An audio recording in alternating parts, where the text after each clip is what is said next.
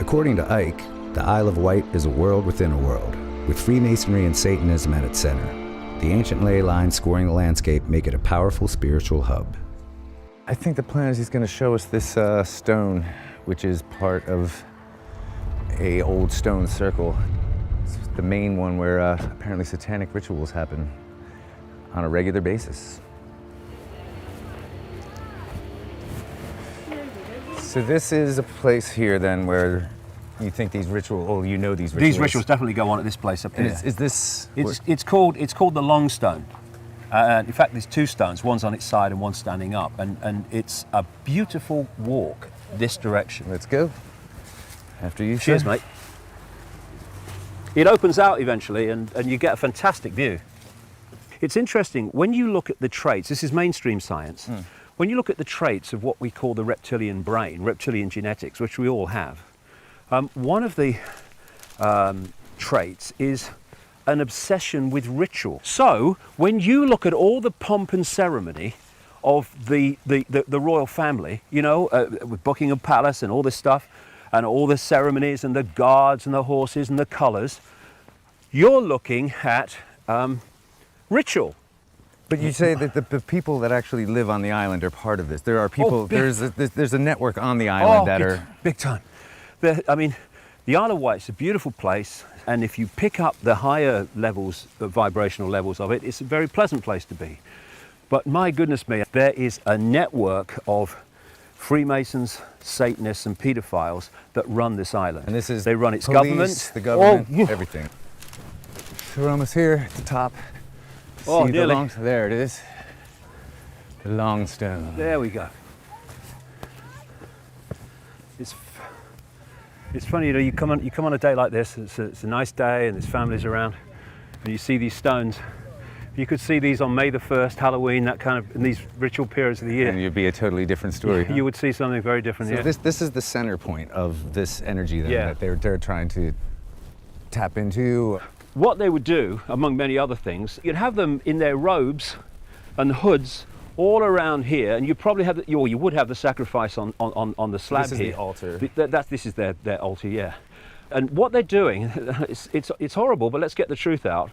What they're doing is manipulating the sacrifice. The sacrifice knows the sacrifice is coming, and who's going to help them? Look, Right. at midnight or something.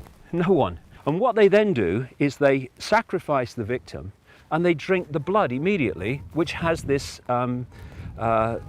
chemical substance in it, and they go crazy. I mean, you know, I've talked to people who've been at these rituals, and how once the sacrifice happens and the blood runs, these people go crazy with blood.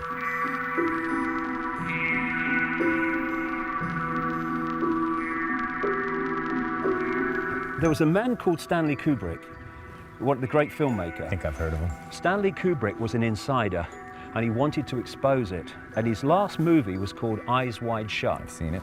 Now, Eyes Wide Shut, he died very, very soon after it was presented to executives at the film company, and was given no fanfare whatsoever when it came out. Didn't they re-edit just the hell disappeared. out of it as well? Yes, they did. They took 25 minutes out of it, which he refused to do. Now, he filmed a ritual with Tom Cruise in it, in which I only know more recently was a Rothschild mansion. And what he filmed is a mild version of what goes on, because he knew. And you had the colours. You have most people in the ritual in Eyes Wide Shut were in black. The main guy was in red. Here we go again. Yeah. You had the orgies going on, and you had the people being killed, the lady being killed. But that was such a mild version. I don't know what was in the 25 minutes they took out, mind, because the real version is that there's blood every bloody way. We see a hierarchy in the public arena of president, secretaries of state, of prime ministers, secretaries of state, down. Yeah. That's the public hierarchy. The real hierarchy in the shadows is the occult hierarchy. And if you're higher in the occult hierarchy, the satanic hierarchy, which is incredibly hierarchical, it's all hierarchical, then you have more power over someone higher than you in the public hierarchy. You know, people familiar with your work would know that you've made some predictions over the years, and they've come to pass. I mean, I think this may be part of the reason why people have really started to pick up on your work. something like the internet, what do you see happening? I mean, because at the moment, this is how people are getting information spread to each other. It seems, at least at the moment, to be relatively free in most countries. What do you see happening there? The big thing that they're going to say is because of the danger of terrorism and terrorists communicating on the internet, these things have to be stopped. I mean, what did Cameron say after the London riots? We may have to talk about censoring Twitter and Facebook. And Bill Clinton, and when Bill Clinton, like Tony Blair or George Bush or anybody, when they open their mouths, it's the Rothschild speaking. And just a few months ago, Bill Clinton came out and said we need basically a censor organization, a ministry of truth, to police the internet and to stop people. He specifically talked about people who are spreading rumors on the internet and are not true. They are true, Bill, okay. They're in my books. There's documentaries about it. They're true. Go away. Drink your milk.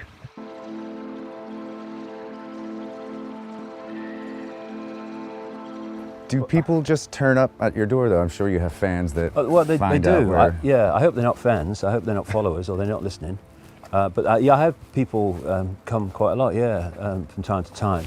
I'm a very private person, you see. It's one of the strange things about my life, really. I guess you call it a paradox, but I suppose it is, really. And that's that almost everything I've done in my life has been a public profession. I was a footballer. Then I became a journalist and a television presenter. Then I was a national spokesman for the Green Party. Then I did this, of course. And yet I'm an incredibly private person. And you know, I talk to thousands at an event, and I love it. I just love being there. It's like being in another reality. There's a massive interaction going on energetically between the audience and me. You feel what humanity is behind the programming and behind the false sense of limitation and I can't and little me. You feel the true magnitude of what we are coming off the audience. What we need is not compliance, we need a non-comply dance. Where we beat to a different drum and we dance to a different drum. Where we refuse to acquiesce to this control system that seeks to enslave us even more than it already has. Non-comply dance. Do this, comply. No. No. Enough. It's time to fly. It's time to fly. Thank you very much. Thank you. It's funny, Kev, you've brought me here, and it's kind of a real strange, kind of spooky, kind of surreal feeling, because I used to stand here. I was a little boy. I could just about see over the top of this bloody fence. Same fence, I think it is anyway, repainted. And I used to watch the steam trains come up. And I wanted to be a footballer, and I wanted I love steam trains and all the rest of it. And nearly 60 years later, I'm standing in the same spot, and I've been talking to you about a moon bloody matrix, shape-shifting reptilians, a few families run the bloody world. I mean, whatever happened to you? Just keep watching the steam trains. All the trouble you've got me into.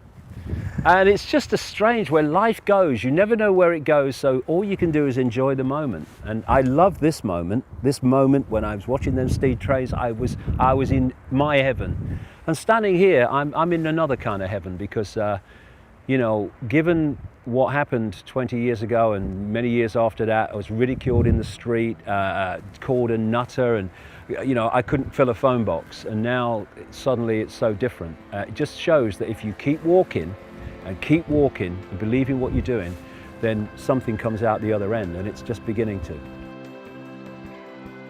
Even within conspiracy circles, David Icke is a controversial figure.